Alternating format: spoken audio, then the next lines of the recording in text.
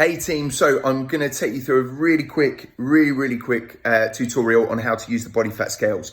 Before we do that though, right, it's important that people are not despondent with their readings, right? Whereas they are a fantastic tool, okay, they can be quite inaccurate, right? So research suggests that they can be 21% to 34% inaccurate, right? So when you do get your reading, just please bear that in mind, right?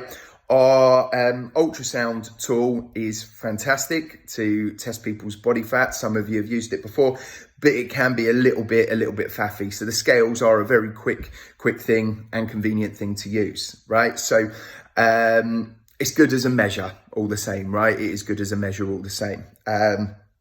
But please bear that in mind because it can make us feel really crap. Like myself, I am 13% body fat, but these read 18 when I just did it. So 21% of 19 is about 3.99. Oh, look at that. So you can see the intolerances there, right? So I'm going to take you through using them. Okay. Right.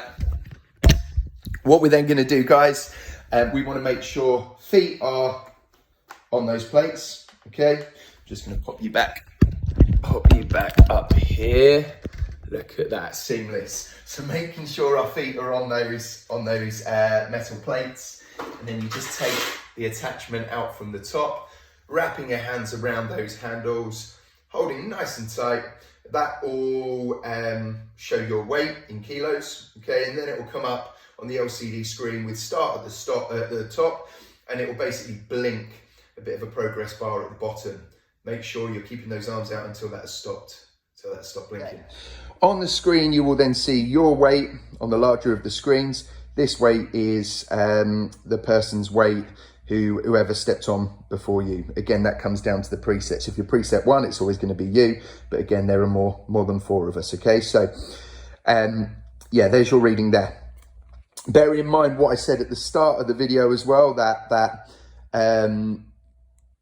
the sheer fact that it can be 21 to 34% out.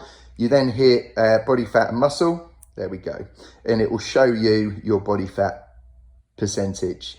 Now, as I said before, I'm usually between 13 and 15. So that would suggest an intolerance of 21%. It would suggest, that it's inaccurate by 21%, okay? But again, it's good to use as a measure, and then it will show you your muscle mass percentage, like so, boom. Ultimately, it's about having several ways of measuring your progress, right? And not becoming too hung up on one, right? So, taking into account, number one, how you look and how you feel from progress pictures, right? As I always say, right, you cannot always tell that progress you are making, particularly if you are dropping weight on your posterior, you're dropping weight on your back, right? You cannot target specific areas for weight loss in your body, right? Your body just draws on those fat stores in different ways, right? 2, measuring yourself, okay, like we've gone through before, measuring your leg, arm, waist and hips. Gentlemen, if you're going for muscle mass, you might want to measure that chest, of course, as well. And also, stepping on those scales, 100%, right?